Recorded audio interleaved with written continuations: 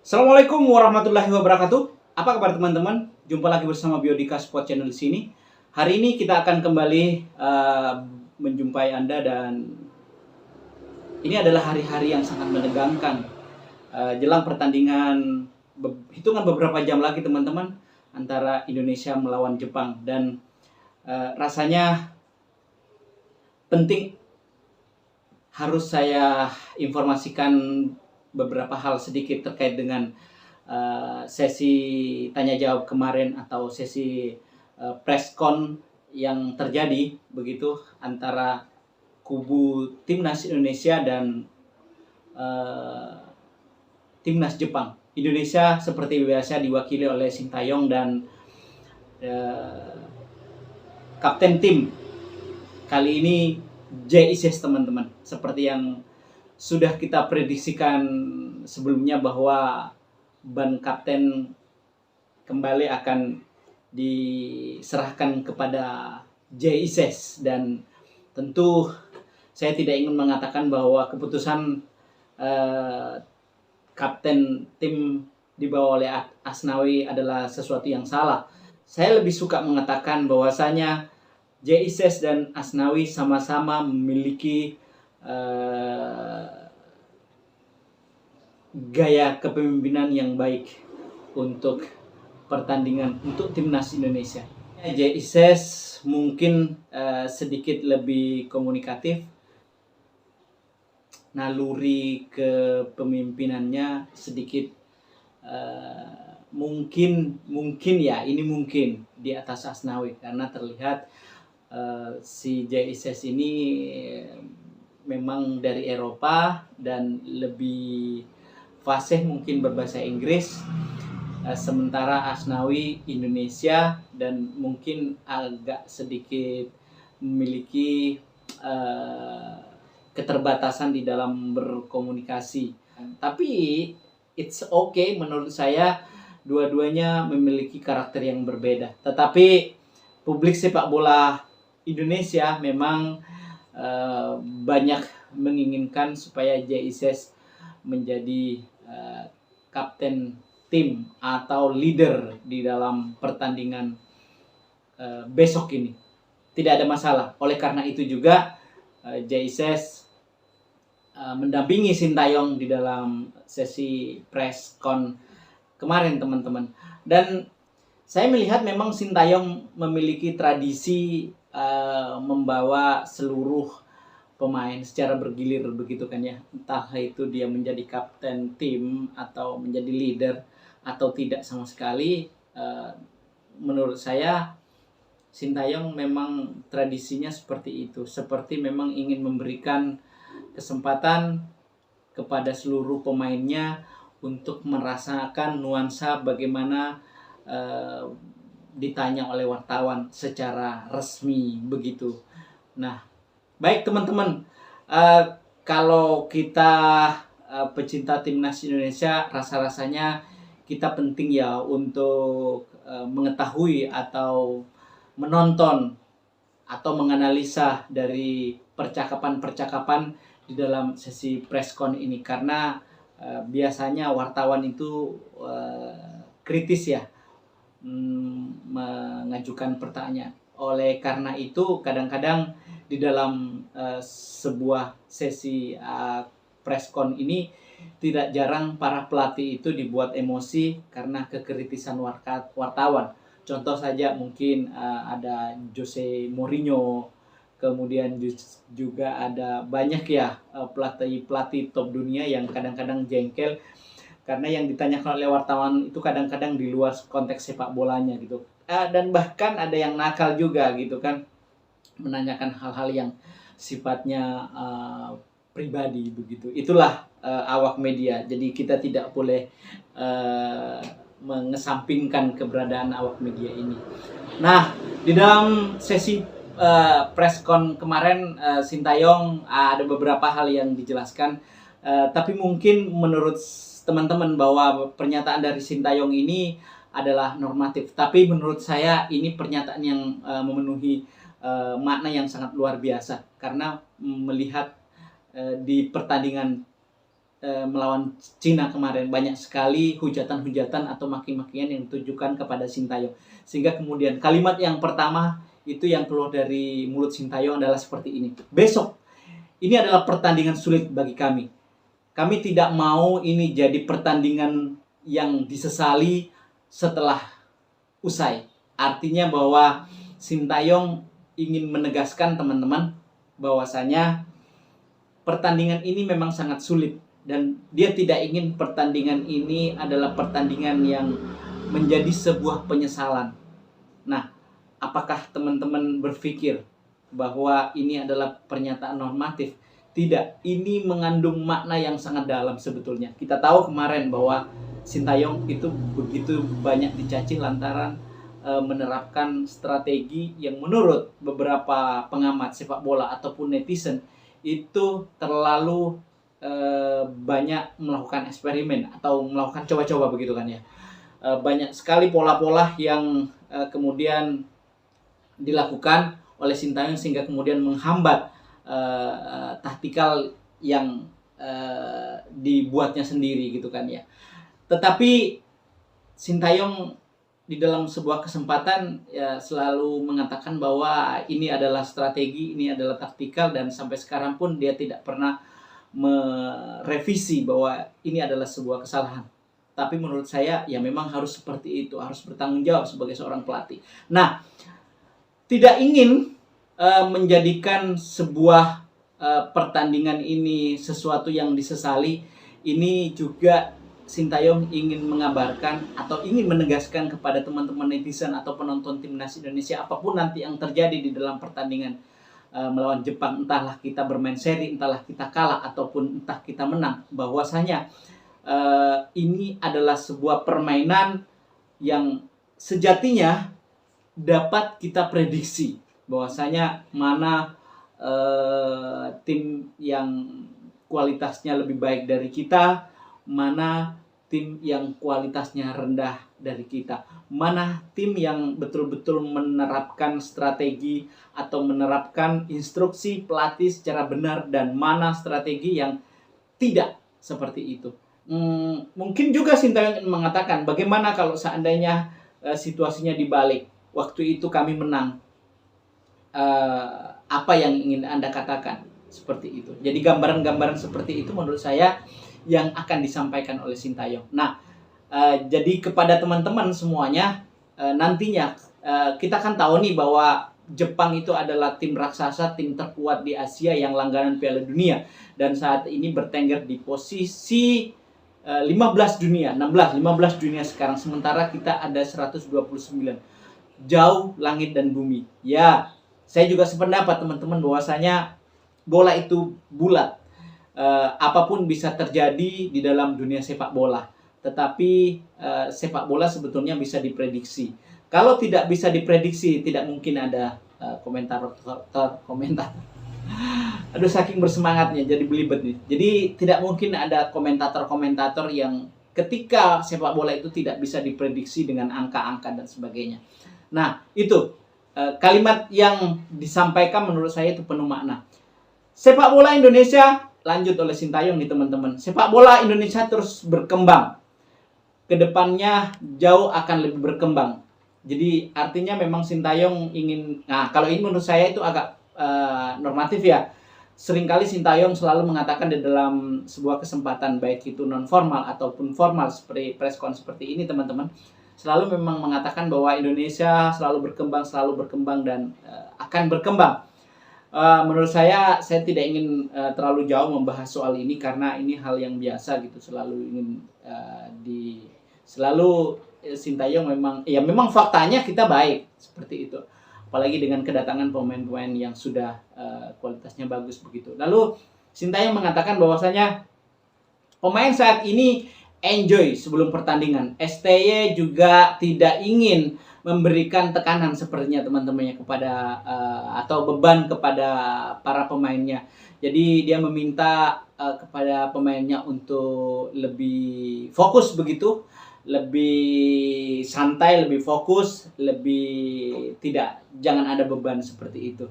Itu yang disampaikan. Jadi memang seorang pelatih itu memang harus lebih tidak memperlihatkan keraguannya, tidak memperlihatkan ketakutannya, dan mungkin tidak boleh memperlihatkan kelemahannya. Artinya bahwa sebagai seorang jenderal begitu kan, yang harus memimpin sebuah strategi peperangan, ya tidak boleh terlihat seperti lemah begitu, agar dilihat atau ditiru oleh pemain-pemainnya. Bagaimana kita, mungkin teman-teman bisa bayangkan kalau pemimpin kita dalam sebuah pertandingan itu sudah mulai melemah, ya kita sebagai pemain tentu juga akan sedikit demi sedikit juga akan melemah mentalnya seperti itu. Nah, itu yang coba akan dikatakan oleh Sintayong. Begitu teman-teman. Nah, ada satu pertanyaan awak media tentang hasil imbang teman-teman antara Australia dan Arab. Lalu Sintayong diminta untuk memberikan sedikit komentar. Sintayong mengatakan bahwasanya pertandingan Australia dan Arab yang berakhir imbang 0-0 membuat grup C maksudnya Indonesia, Jepang, Bahrain, Cina itu menjadi lebih tidak bisa diprediksi, tidak bisa digambarkan seperti apa, karena masing-masing punya peluang teman-teman. Memang hanya Jepang yang sulit ya untuk dilampaui ya, tapi kalau misalnya mendekati Jepang, semua tim punya peluang di sini untuk mendekati Jepang, baik itu Indonesia, Cina maupun Australia begitu teman-teman. Artinya tim di sini masih berjuang sama-sama ketat, sama-sama masih punya peluang begitu. Itu tadi yang digambarkan ketika awak media mencoba untuk menanyakan tentang pertandingan Australia melawan Arab Saudi yang berakhir dengan 0-0 teman-teman begitu. Lalu teman-teman ada Jaises, kapten kita, yang nantinya ini juga kembali diuji begitu kemampuannya, karena ya lawannya kali ini adalah lawan yang betul-betul luar biasa, betul-betul pemain Jepang ini hampir semuanya bermain di liga tertinggi Eropa. Hanya 3 atau 4 pemain yang bermain di liga domestik begitu. Tetapi itu pun pemain yang sudah senior, artinya syarat dengan pengalaman. Jadi boleh dikatakan semua skuad timnas Jepang ini adalah skuad terbaik yang levelnya adalah level A+, menurut saya begitu teman-teman. Nah, Jaises mengatakan begini teman-teman. Jepang adalah tim besar di Asia, tapi bukan berarti kami tidak punya kesempatan untuk mengalahkannya.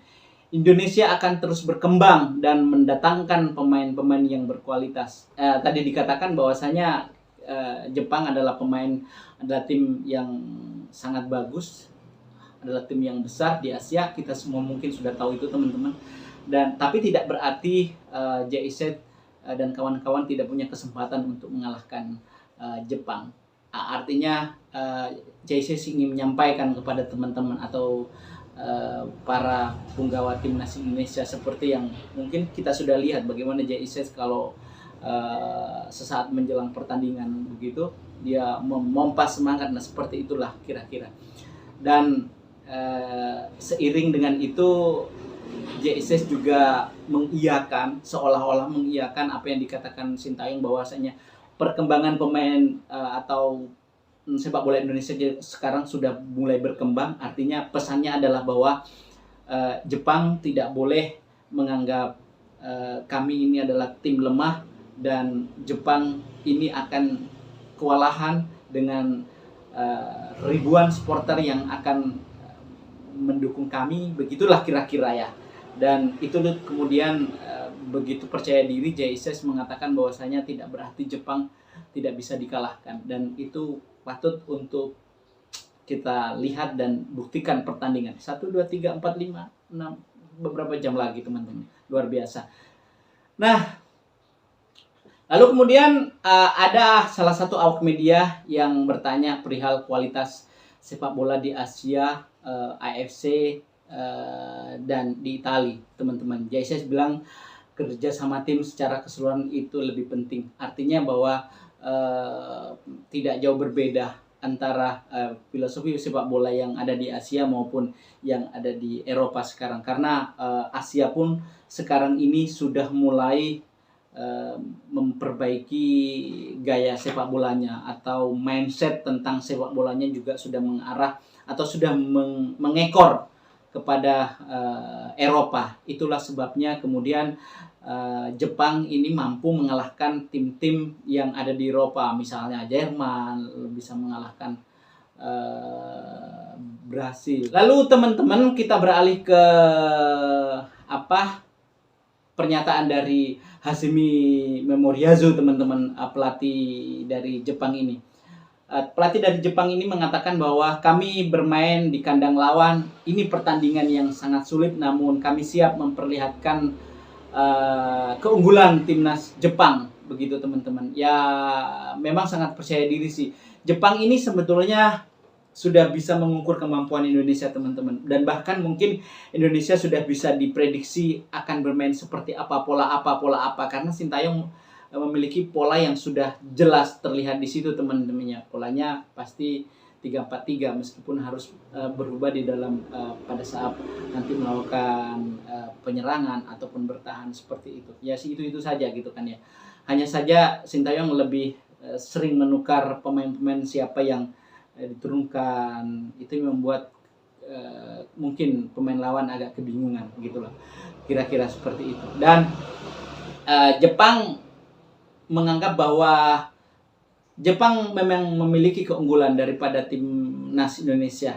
Terbukti tadi lagi, ini berkaitan dengan hitung-hitungan di atas kertas atau reputasi, teman-teman. Ya memang pemain Jepang itu semuanya bermain di klub-klub elit Eropa, sementara kita ini bermain di klub kasta, ada ya kasta 2 Eropa, ada ya meskipun JSS ada di Serie A, dan banyak juga pemain-pemain kita yang bermain di kasta tertinggi Liga Belanda, tetapi selebihnya ada bermain di kasta kedua atau mungkin di U21.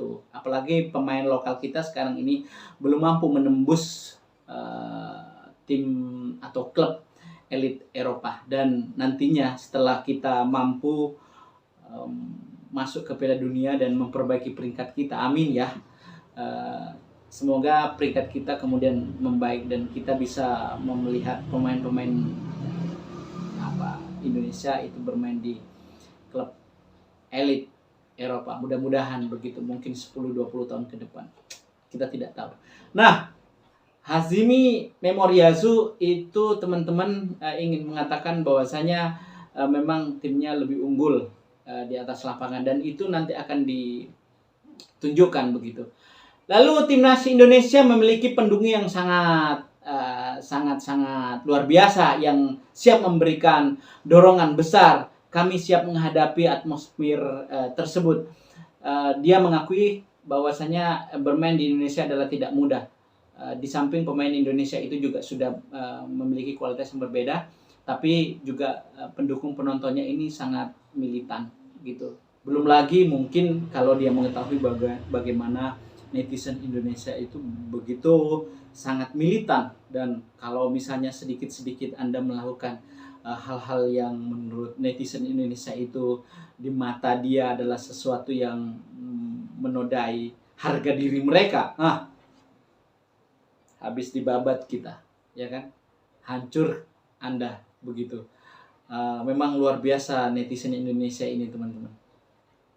Kadang-kadang kita itu merasa senang melihat netizen Indonesia marah-marah, tapi saat-saat tertentu juga kadang-kadang kita merasa jengkel begitu ya, kalau sudah keterlaluan sekali. Tapi ya it's okay, kita suka dengan netizen Indonesia, bagaimana dia melindungi atau menjaga kedalaman diri mereka untuk terus memagari timnas Indonesia agar supaya tidak disakiti, agar supaya betul-betul tidak dianggap remeh oleh tim-tim lain. Tapi sayangnya kalau misalnya sedikit melakukan kesalahan, kadang-kadang timnas Indonesia sendiri yang dicaci maki oleh mereka gitu kan. Dan caci makinya itu kelewat batas. Itu yang kadang-kadang membuat kita merasa tidak nyaman dengan atmosfer netizen Indonesia begitu. Nah, teman-teman, banyak kabar yang didengar oleh timnas Jepang begitu bahwasanya timnas Indonesia sudah tidak sabar lagi untuk menghadapi pertandingan besok, hingga kami begitu kata pelatih Jepang akan berjuang bersama dengan supporter yang datang ke Stadion GBK. Jadi begini teman-teman, kita mungkin juga sudah tahu ya bagaimana timnas Jepang itu akan didukung oleh 3.000 supporter yang sudah juga dipersiapkan untuk membela timnas Indonesia begitu. Nah, hal ini tentu amat sangat baik ya untuk Jepang melakoni pertandingan besok ini atau nanti ini teman-teman, beberapa jam lagi begitu. Itu kata Hajime Memoriyasu, pelatih timnas Jepang. Oke, baik teman-teman, dari awak media ada satu pertanyaan. Awak media menanyakan bagaimana strategi besok melawan Indonesia. Dijawab oleh pelatih Memoriyasu mungkin bermain dengan sangat defensif. Jadi maksudnya begini teman-teman, Indonesia besok itu mungkin akan bermain lebih banyak bertahan begitu. Nah, dengan bermain dengan cara seperti itu, maka untuk bisa mendapatkan hasil yang maksimal di Gelora Bung Karno, maka Jepang akan bermain lebih agresif. Nah, tadi yang saya sudah katakan bahwasanya kemungkinan pemain Jepang ini akan memainkan lebih menekan ya, lebih terbuka, karena dia sudah tahu bahwasanya Indonesia ini akan bermain lebih defensif teman-teman ya. Nah, tapi kita tidak tahu apakah betul yang digambarkan oleh Hajime Memoriyasu itu bahwasanya Sintayong itu akan kembali parkir bis di situ atau mencoba untuk melayani permainan Jepang. Nah, teman-teman menurutnya seperti apa? Kalau menurut saya pribadi sih ya melihat kondisi di lapangan seperti apa nantinya begitu. Nah, sementara teman-teman di dalam sesi preskon kemarin juga ada kapten timnas Jepang Wataru Endo yang mendampingi mendampingi pelatih timnas Jepang itu ketika ditanya oleh awak media begitu bagaimana perbedaan pelatih Hajime Memoriyasu dengan pelatih Liverpool Arnold Slot begitu teman-teman. Kemudian dijawab oleh Endo bahwasanya perbedaan kedua pelatih terkait pertahanan mungkin tidak terlalu berbeda, namun di lini serang Arnold Slot itu sering pemain diminta untuk lebih strike, lebih keras begitu mungkin teman-teman ya, lebih terpaku, lebih fokus begitu. Tapi pelatih Jepang saat ini lebih dinamis. Tergantung lawan yang dihadapinya. Kadang ada 3 pemain striker di depan, kadang memakai 4 striker di depan. Jadi betul-betul pelatih Hajime ini sangat dinamis, tergantung kondisi dan seperti apa lawan mengembangkan permainannya begitu teman-teman. Kemudian lanjut Wataru Endo mengatakan pertandingan besok akan sulit, tetapi kami timnas Jepang sudah siap menghadapi timnas Indonesia begitu. Timnas Indonesia begitu kuat, tapi kami sudah siap untuk menghadapinya. Begitu ucap Wataru Endo. Sebagai kapten timnas Jepang, saya percaya diri dan akan berjuang segenap tenaga untuk melawan Indonesia. Saya akan berjuang dengan semangat. Jadi saya pikir semua akan sama-sama saling menguatkan dirinya di dalam pertandingan besok. Saya pikir hanya itu teman-temannya. Semoga Indonesia itu mampu menghadapi Jepang, mampu memetik poin dengan baik, dan paling tidak hiruk pikuk nuansa sepak bola yang ada di dalam negeri ini lebih semangat, lebih euforianya juga lebih naik lagi, bukan hanya sekedar caci maki dan lain sebagainya. Jadi sesekali ya ada makian, ada cacian, tapi kemudian ada ucapan selamat di situ, ada puji-pujian di situ, dan saya pikir itu adalah hal yang wajar begitu teman-teman ya. Tapi sekali lagi saya ingatkan kepada para penonton, kepada para semua netizen begitu, sedikit lebih hati-hati. Mari kita lebih fokus untuk mengkritik strategi dan teknikalnya aja, jangan ke pribadinya, karena itu sangat berbahaya teman-teman ya. Apalagi ini nanti menjadikan kita dalam posisi sulit begitu. Kita semua tidak inginkan hal semacam ini. Baik, terima kasih, semoga ini video bermanfaat, dan kita tunggu 1, 2, 3 jam lagi Timnas Indonesia melawan Jepang, dan kita yakin kita berhasil mendapatkan poin, entahlah itu 3, entahlah itu 1. Assalamualaikum warahmatullahi wabarakatuh.